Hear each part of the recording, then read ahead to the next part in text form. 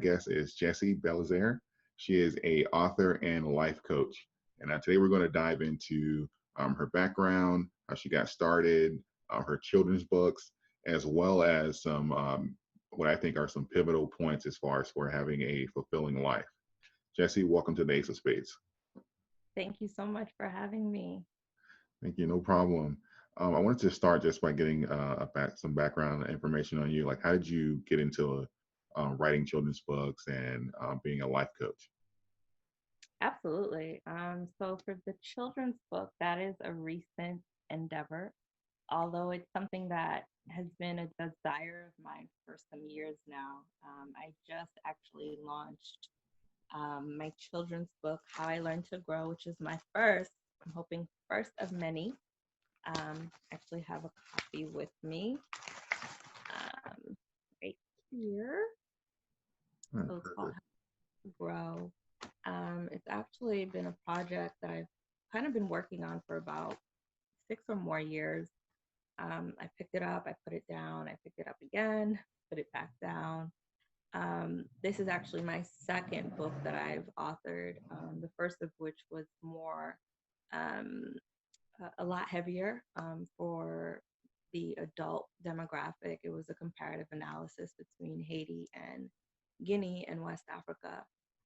So I looked at French colonization and how um, both those things impacted those countries socially, economically, and politically. And then I offer some prescriptions for change. So with that being said, there was a lot of, how do I make that switch? Will people only see me as this and expect me to stay in this lane? But when you walk in your truth and you walk in your purpose, and if you feel called to do something, you don't have to stay in, a box. I feel so. I agree. Um, yeah. So the children's book ventures is fairly new, and I'm excited to really see how the community receives me. Um, but I've been writing pretty much all my life, and I'm sure we'll get deeper into it as the conversation progresses. But I'm sure any writer who's watching this can relate. That's kind of like your jam. Like once it's your jam, and it's your form of therapy in a sense. Absolutely. And I did want to touch as far as the life coach. What led you as far as to offer like coaching? Was it a consulting you do, or is it Ab- just like a program? Absolutely. So with life coaching, it kind of like happened by chance, and also people just recommending that it's something that I get into because you always hear of that friend that is always the one that's strong for you and always the one giving like great counsel. I've always been that type of person. Like I think it's something that is innately in somebody. I mean, you can take all the courses that you can get all the certifications, but not everybody is good at what they do, even if that's something that they're like, I'm going to get the certification. But um, so it started with people being like suggesting like you should really look into that. Like you counsel me in that way, and I just don't see you doing anything else. So look into it. And so I looked into it, started taking some classes, and then really just started creating my program, and really got heavy into it a few years ago when life kind of hit me. And I think I had to be my own life coach in order to be able to coach other people. I think you have to kind of experience it and walk that talk in order 100%. to really resonate with people. It can't just be textbook knowledge. And so, yeah. Absolutely, I believe that. And I wanted to lead as far as with questions about like life, because I know based off of like research and a lot of the interviews I do, a lot of the topics that come up are around purpose and operating in that realm. What would you like if I came to you and was saying, "Hey, I'm looking to find my purpose"? What would you say to me? what would I say to you? Um, I'm looking to find my purpose. I think it's not something that you can answer like the right on the fly. There's no like flower statement that you can make to somebody, especially if you don't know them. Um, so I think what's most important and what I have found great success in is offering like a free 60 to 90-minute consultation where you guys figure out if it's even something you want to venture into. And so for my life coaching program, it's usually typically 6 to 12 weeks long.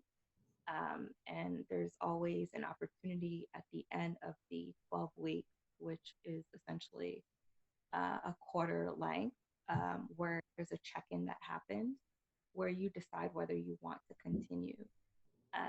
And so I think my philosophy with coaching is it's really to help my clients to really better understand themselves. So back to what is my purpose. So I think it's essentially helping them to better understand themselves. And so once you have that down, life essentially becomes easier to navigate. And so I go in with any topic that my clients bring to me, whether it be finding your purpose or filling a void in your life, or I found my purpose now, how do I walk in it? Um, I usually take that same concept and look to that same vantage point, which is better understanding yourself. And then the rest really is history. And so there really isn't a one size fits all program for my clients. I think it's really important to customize each program to that client's needs. And so I want, if it's okay with you, to take a moment to really dispel what life coaching is not, Sure. because I feel far too many times um, we have it all messed up. We have it all messed up. And even coaches, they, I don't really know what their understanding is of it. But life coaching really is here to help. We are here to essentially help our clients to meet their life goals, right? So we are here to motivate them and to really hold them accountable for the goals that they want to accomplish, right? It's not my goals, it's the goals that they want to accomplish. And so at the end of the day, if that person, that client that you have is not putting in the work, I don't care how amazing of a coach that you are, um, you have to put in the work. I can't will them to really want to do the work, and a lot of it is introspective. As you meet with your coach, essentially what you want to happen is for your client to start to learn about the process, um, to help them raise their level of awareness, as it relates to some of the concerns that they may not have seen as a concern, or as it relates to an area in their life. So through working with your coach, you help them to raise a level of awareness so that they can do things differently as it relates to how they handle their life. I hope that was helpful. And so for anyone who's watching, I would encourage you, if you're thinking about getting a life coach, do your research, reach out to me if you want, and we'll do like an initial consultation and see if it's something you want to go into. Definitely, if the followers are not following me, but follow me at This Life I Live in Truth, and then just click the link in my bio for more information. Yeah, I'll have all of your contact info in the description, so you guys, Okay. so everyone can reach out. And I'm actually really glad you said that, because all of the previous guests and things that I talk about, they speak as far as on purpose. I've never heard anyone say like individualize it. Um, it usually is like a one size fit all, Mhm. 5-step action plan, purpose in 30 days and stuff like that. So Yeah, I'm yeah. actually really glad you said that because people are unique and we do have different backgrounds, different traumas, different Absolutely. everything. So I actually I'm really like, glad you mentioned trauma. Yeah. I really like that. Hmm.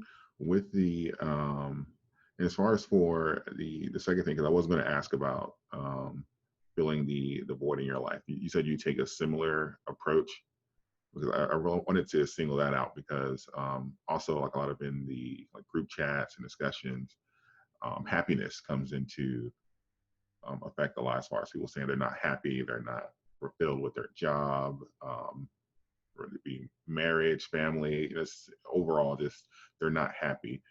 Is there something you would say as far as for those people, or is there something in general you would say, or is it something that you'd have to get more in depth with as well?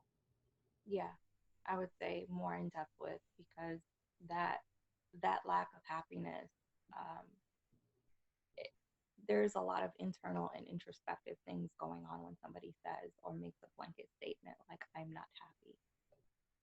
So, and then it's all always rooted back to self. So you have to do the introspective work on yourself, because essentially there is no job that is responsible. There is no relationship. There is no spouse that at the end of the day really holds like the key to your happiness. Like it is something you have to actively seek on a daily basis, and you have to choose it. Like I want to say it's the Temptations, but the song that makes me think of like happiness is, I think it's a Motown song. I'm not sure. Please don't come for me, guys. Um, it says, I've got sunshine on a cloudy day, and that's really what it's about. Like even on a cloudy day, you have sunshine. Like those lyrics alone is like, come on. Right. Like that's what it's about. And that's what it takes when you have tapped into that level of understanding of what happiness is. I love that. I definitely believe in owning your own happiness, and Yeah. um, that's also a quote I posted last far as owning your own happiness and not because basically in those situations I feel like people push it onto other people as far Absolutely. as for it's your job, I should be, if you were doing your Right. job I feel this way. Right. So I believe that Come completely. on, you gotta own your stuff. Come Right. on. And I've been there. I have been there. Like I'm not afraid to speak on the things that I speak about because I've been there. I've lived that experience. And I'm not saying that I'm not gonna like fall back into that, because like we are still like of the flesh, and we're gonna make mistakes, we're gonna let ourselves down, but we have to have like this base level of understanding so that we can get back to that when we fall off. Absolutely. I believe that. And also wanted to touch as far as on writing because I've been I definitely relate when you said you picked up and put it down for like 6 years. I've been piecing together for quite some time now. I could have probably written a Harry Potter novel by now. Yeah. But I wanted to ask, what are you looking as far as for the? I'll start with purpose. The As far as for writing your children's book specifically, what's the purpose behind it? Yeah, so I don't have like a volume of children's books, so I'm gonna go off of the one that I recently Right. published, which I'm gonna do a shameless plug, available on Amazon, so go get it today. It's called How I Learned to Grow. But really, the purpose for that book is I really wanted, especially Black and Brown children, to really see themselves reflected in the books that are being read to them, as well as that they're learning to read for themselves. So I really think my purpose for writing this book in particular was for for them to see representation, and for them to see, even though it's a children's book, I try to address a few different things in the book. So in the book, you see a male presence on a few of the pages, which is huge because there's so many books where you don't see the male presence, and you're like, and then you normalize it and you think it's okay, especially for, the Black and brown community. Like, there was the commercial around the holidays that came up where there was no male presence in any of the advertisements where there were Black people. And it's like, what is that saying? Um, so I definitely tried to be intentional about a lot of the small things, even with the illustrations. So it was really important to me to get the images right, because it's important. It's important for us to see ourselves represented in ways that will really set us up for the future. There's also a page in the book, for mothers out there who choose to nurse, um, where she's actually nursing the baby.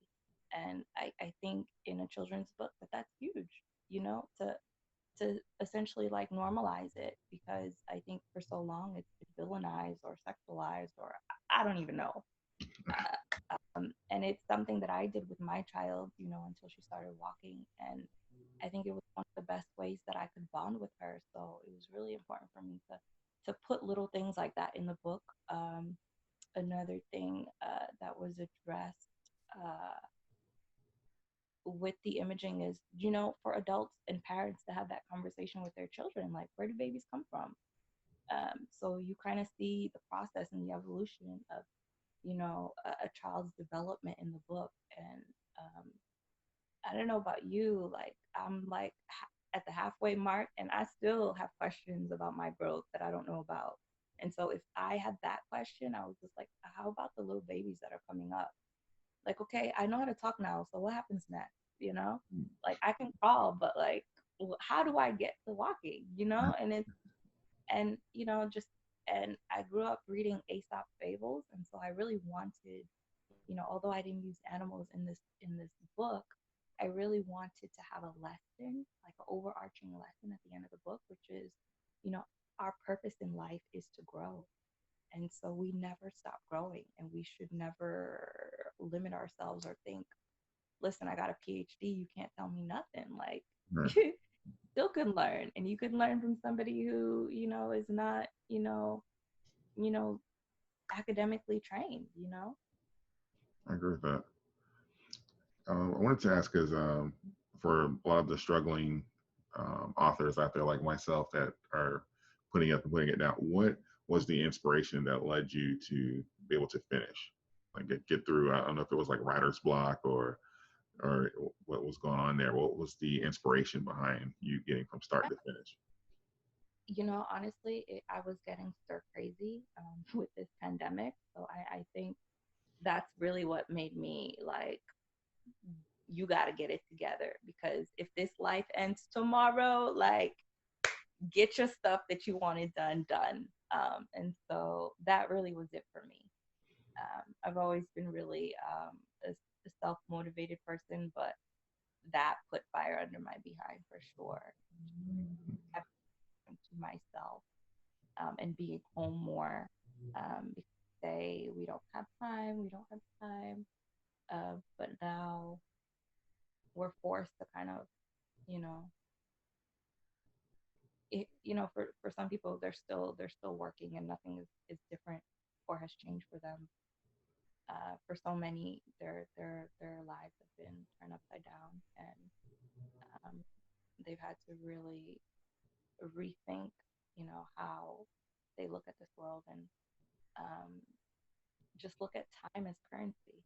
Because we don't even think about it. We're giving an organization 8, 9, 10, if you include commute, our time, and that's valuable. Right. And it's time that we start looking at it in that from that lens. Um, so yeah, I Okay. hope I answered the question. Oh, you did. I just wanted to be clear. So you wrote a book during the COVID-19 pandemic, right? Uh, I made sure it was completed, because it was 6 years in the making. I've, Okay. I've had different versions of it written. Yeah. As far as behind your writing, what is the desired impact you're looking to have? Honestly, it's back to what I said about the children's book, essentially. I really just want to share information with the world that will help them to want to move to act, and act in a way that it will change the trajectory of their life, so that it can be one where they can not only move onward, but where they can move upward in motion. So that essentially is, you know, what I hope my writing does. Absolutely. And as far as for your contact information, can you say that again? I'm still going to put it in the description, but just for because For sure. I'll this also be on the podcast, so just for audio purposes, what is your contact information? Yeah, for sure. So for those that want to reach out to me for life coaching services, I think phone is best. So give me a call at 202-642-4076. And for all my writers out there, you can also reach out to me for those similar services or any services that I offer, um, at booking at thislifeiliventruth.com. So it's booking at this, THIS, life, LIFE, I live in truth.com. And also follow me on Instagram at this life I live in truth. And in the link in my bio, all of my services are there, like what books I have, um, my Facebook group that I have for those that have experienced loss in any capacity. So I have a Facebook group also called Discovering Your Purpose After the Storm. If anybody wants to be a guest on my podcast, it's called This Life I Live in Truth podcast, available on most platforms. Um, I've got the life coaching thing going. There's just so much in the works. I have two books out, for people to consume. And yeah, and I'm also like anybody who's in the DMV area, I also host events. I have an event, hopefully, if the world opens up again, it will happen in July. I also have a quarterly event for people who are really looking to consciously couple with someone. So if you've done the introspective work and you're ready, you're single and you're ready to be with somebody and have a life partner, I host events. They're like mixers, mingles, speed dating, whatever you want to call it, whatever you feel comfortable. So I have a couple different things in the works, but yeah, I'm excited about all of them.